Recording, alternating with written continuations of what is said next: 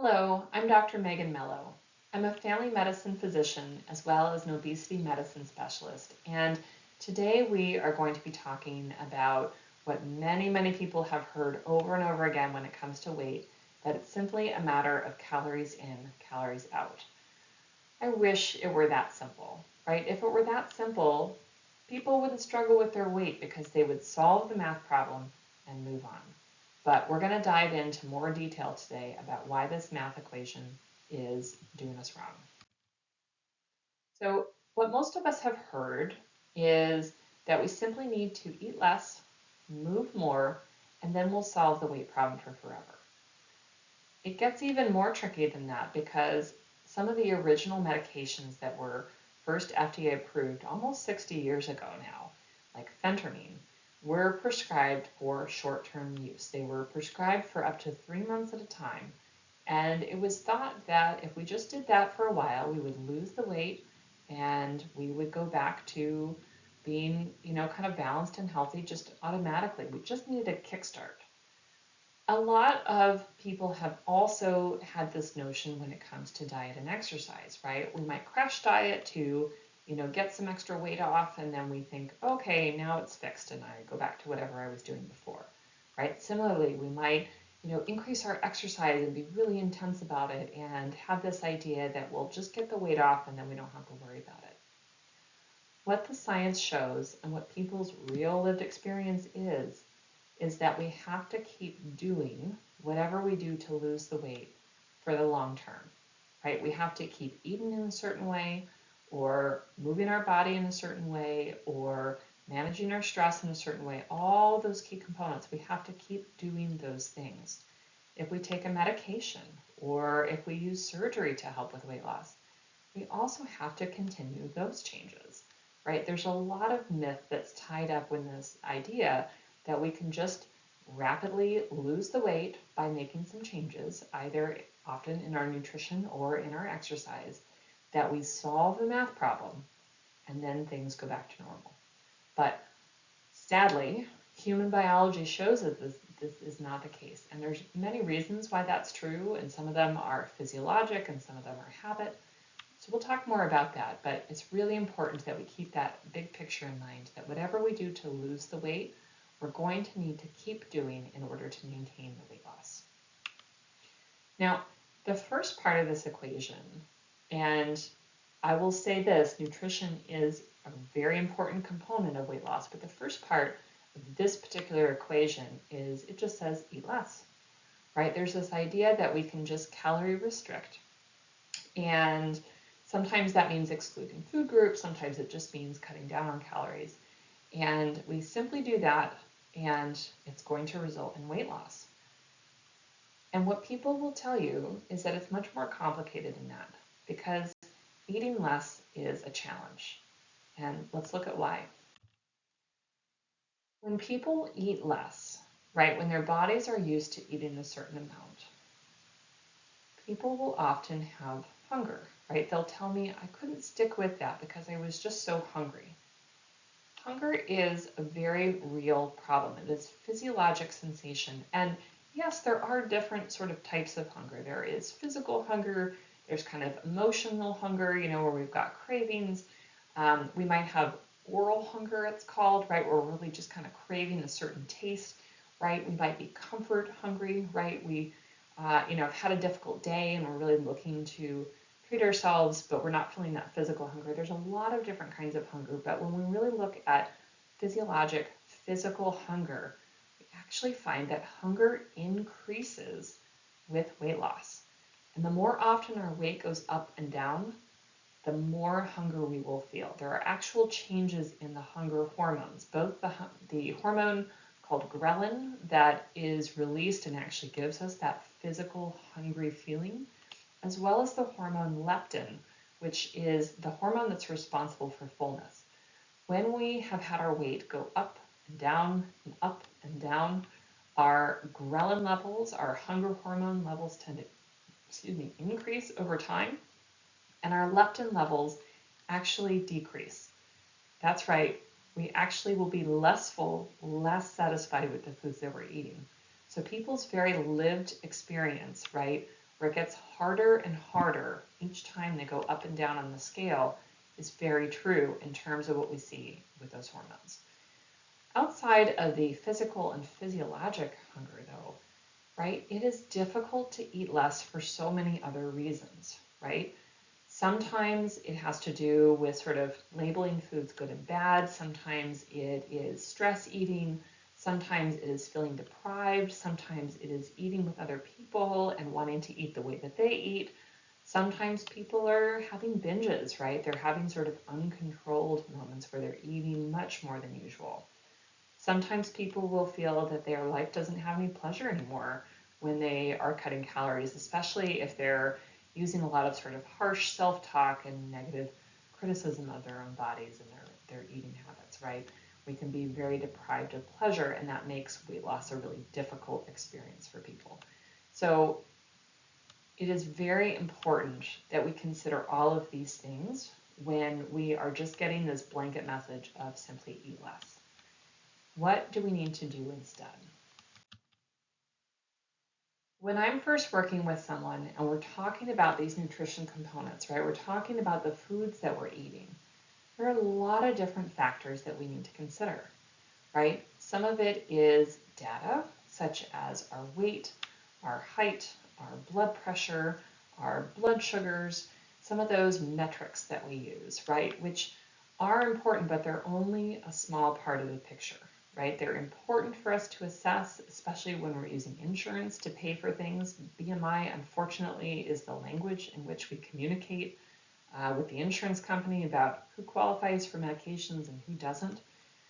I have a lot of thoughts about that, but that is the state of things. But metrics are one part. What else goes into this discussion, though, right?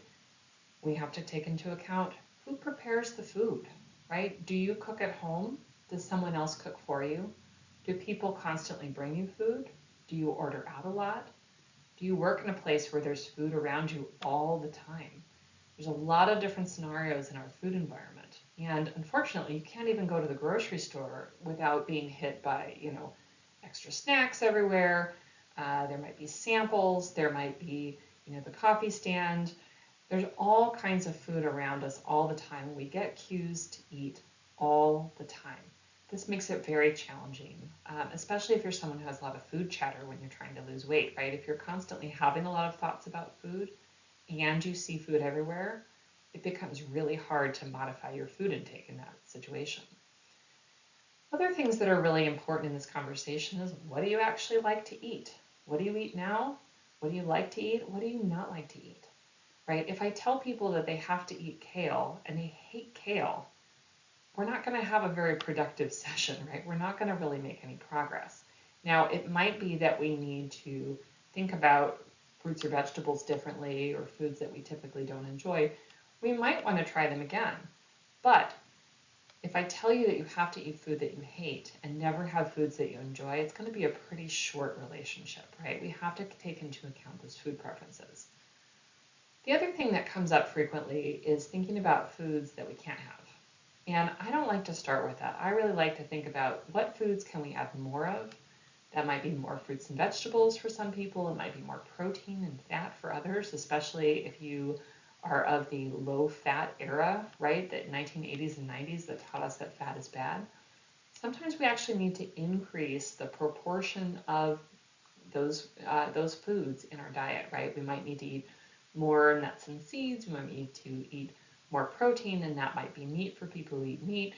It might be dairy, beans, tofu, eggs, any number of balanced foods. We need to think about, what are we going to eat first before we start thinking about what are we going to eat less of, right? Yes, there's definitely a role for eating less of certain foods, and that might be foods that metabolically speaking aren't working well for your body, right? They're maybe increasing your blood sugars, or they're making you feel more hungry and less satisfied than other foods. It might be foods that are really high in calories, or foods that you tend to overeat, right? Many of us have those foods that are just really challenging for us. Foods that maybe we can sit and plow through a whole bag or a whole container, and we don't even think twice, and we don't feel full from it, right? Those might be foods that we have to eat less of. But we're not going to start with that. We're going to really start by thinking, what can we eat more of so that we do feel satisfied? Sometimes we're also having to change our relationship with food, right? And this can get really problematic for many people. Many of the patients that I talk to are what I call diet culture victims, right? They have been on many diets. They have many sort of toxic thoughts about food and their bodies. And many of them are with good effort, like they're avoiding the scale, they are avoiding thinking about certain foods in certain ways. And we do need to heal that relationship, right? We need to be able to eat. We need to be able to eat a balanced diet. We might be talking about not looking at the numbers on the scale because that's only one very small piece of the puzzle, right? But we need to figure out what that relationship with food is and figure out how we can move forward. We might also have to decide that we are going to stop emotional eating. And what I mean by emotional eating is eating for reasons other than hunger. So we might tend to think of stress eating, right? Eating because we've had a hard day, because we deserve a treat, those kinds of things. But also thinking about when we celebrate with food. If you work in an office or, a busy place with lots of other people, it might be somebody's birthday all the time and there's always cake around, right? Can we decide how and when we're going to celebrate more intentionally? Can we decide that we're going to celebrate without food? Can we change some of those ideas? Maybe just for ourselves, maybe for the people that we're around. We have to take it all into consideration. And it's also really important to identify that our eating patterns are going to change over time, right? The people that we eat with changes over time as we move from having a young family to being an empty nester. If were working at home and used to work in an office, right, that has changed your eating patterns more likely than not. We might be having differences in our activity levels. There are all different kinds of reasons why we might have to, adjust the way that we're eating over time. So let's talk now about moving more. So most of us have received the message that if we want to lose weight, we just need to exercise more, right? So many people come in and they tell me this all the time. They're like, I just know I need to exercise more and then everything will be fine. What the science shows, though, is that people don't really lose weight by exercise. Or said another way, is that exercise has very little impact overall on weight loss. That's surprising to most people. Especially if you ever watch shows like The Biggest Loser, right? You saw these people just exercising a crazy amount and they lost huge amounts of weight. Problem is that they were often exercising for 6 to 8 hours a day. So really intensive exercise, not at all real world living, right? They were living in a very secluded, weird situation, right, on a reality television show. And so they did have very extreme weight loss, and nearly all of them gained it back. But what we see in other studies with more real life scenarios is that exercise contributes very little to weight loss. Now, it is really important for our health. I want to emphasize that, and I'm going to dive into that a little bit more. Exercise is really important to our health. When we look at long-term outcomes for just about any health condition that you would care about, whether that's mental health, including anxiety and depression, including dementia later in life, we look at heart disease and diabetes, we see across the board that people who exercise, who are physically active, do better. And the same is true when we think about all the factors that go into weight loss. So exercise is really important. It's not the way that we lose weight, but we do see studies that confirm over and over again that people who are able to maintain weight loss long term, so people who have lost weight and are keeping it off, are exercising regularly. The most common exercise that they're doing is actually walking. They're not triathletes, they're not running, they're not playing 3 hours of tennis every day. Most of them are walking. Strength training is important. We talk about yoga and different kinds of balance exercise, especially as we get older. We want to maintain flexibility and good balance. But the majority of exercise that is being done by people who have lost weight is walking. So really important as we're getting started on a weight loss journey to think about building an exercise habit because it's going to be necessary to maintain a weight loss, right? So think about it in those respects. Or think about it as exercise is the way that I manage my stress, right? A lot of people will tell you, I just go crazy when I can't exercise, right? If that has not been you, you might notice that the more you exercise, the better your stress levels get, right? The better balance you feel. The other thing that's really important here, and we tend to talk about it more with medications and surgery, is that it's really important that we are minimizing the amount of muscle loss as we lose weight. As we have medications and surgeries that are more successful, we're seeing bigger degrees of weight loss. We absolutely see that people lose weight from all of their body components, right? They lose some fat, they lose some muscle, they lose some bone mass actually, they lose some of the minerals that are in their body. That's all normal. We can't prevent all of that, but we want to minimize the amount of muscle that's lost or even work on gaining muscle, right? Increasing the muscle mass on our body so that we aren't running into problems with weakness, that we aren't, having more problems with our balance and our coordination, right? It's really important to increase muscle building activities as we are losing weight, right? Really important for overall health. So let's get to that final stage, right? That lose weight forever. Is that really true, right? If we just eat less and move more? Unfortunately, what we see in studies, and most people will tell you in their lived experiences, is that it's relatively easy to lose weight for a while, right? That doesn't mean that it's not hard work. But what I'm saying, especially if you've never tried weight loss before, is that you can do something, right? You can make some changes, lose weight. But what almost always happens is that we regain the weight. If you look at the blue line here, right? I took a person who had a starting weight of 200, let's say that they lost 50 pounds, right? They got down to 150. If you look at the average person's weight changes over time, you will see that they go up and down and up and down. And that's many, many people's stories, right?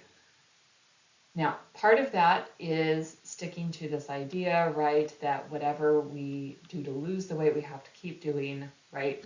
Conversely, if we don't keep doing the things that we did to lose the weight, we won't keep the weight off, right? And that is many people's lived experiences.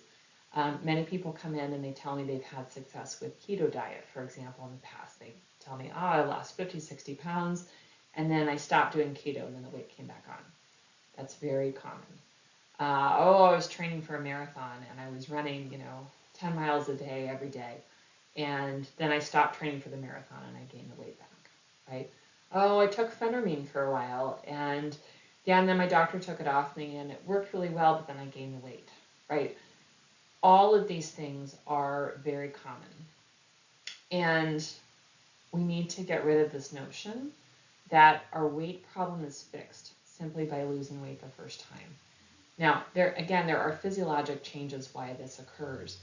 As we drop the weight, our hunger hormone, that ghrelin hormone, tends to go up, right? So we are more hungry generally as we have lost weight.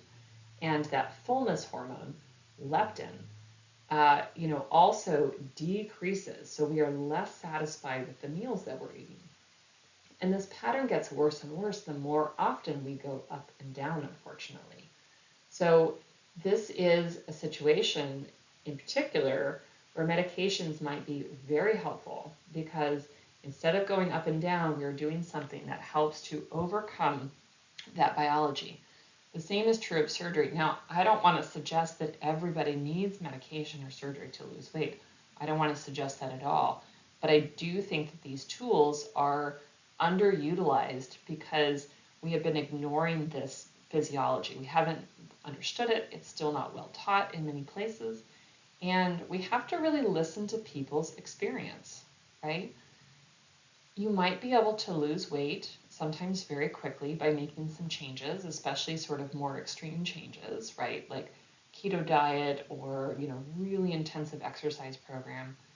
You can lose the weight, but it gets harder to maintain it. And it, the more often we do it, the more challenging it gets. So again, if you've ever struggled and you've lost weight and then you've regained and then you've tried again and it's not as easy, there are very real reasons why that is. what do we need to do then? When I'm working with somebody and we are working on successful weight loss, we need to let go of that idea of calories in, calories out, and the thinking that this is a short-term problem that we just need to solve once and then we're done. We really need to think about the long term. You'll see here that we need to think about our eating pattern, right? The foods that we're eating.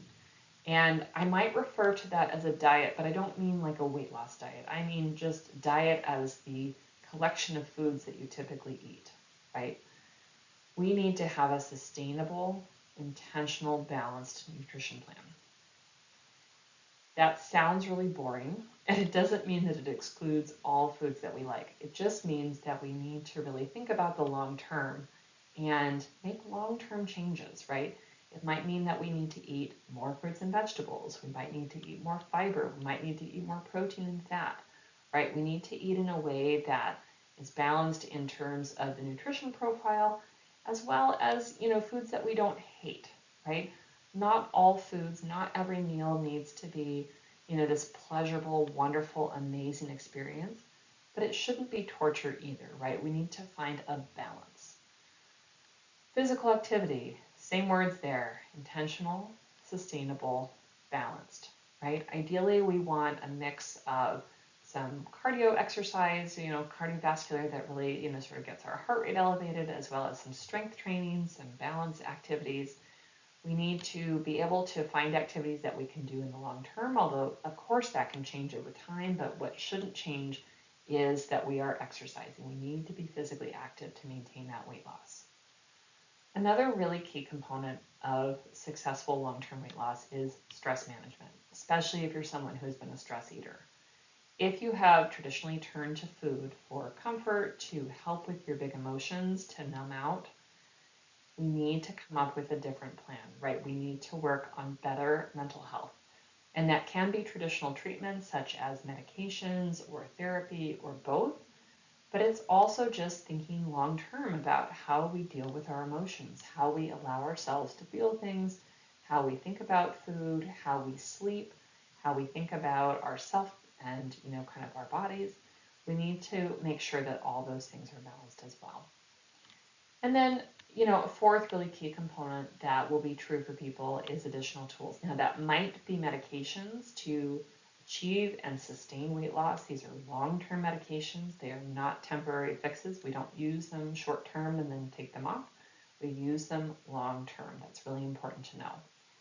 Surgery, right? Surgeries are going to be a component of weight loss for some people, and those are also considered permanent changes.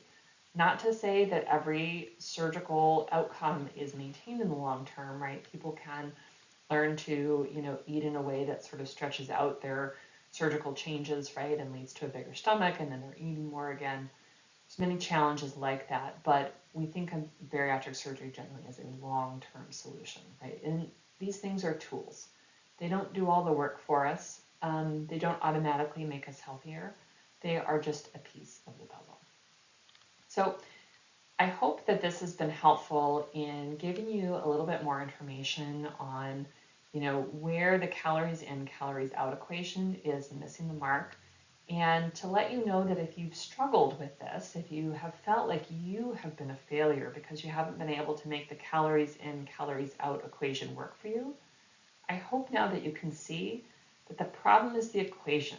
The problem is not you. The problem is that our bodies really want to hold on to extra weight, that our metabolism ends up reflecting that we feel more hungry and less satisfied with the foods that we're eating, that we need to have a long-term exercise plan, that we need to manage stress, that we need to find a way of eating that works for us metabolically, foods that we don't hate, right? There's really much more to the picture than simply calories in, calories out.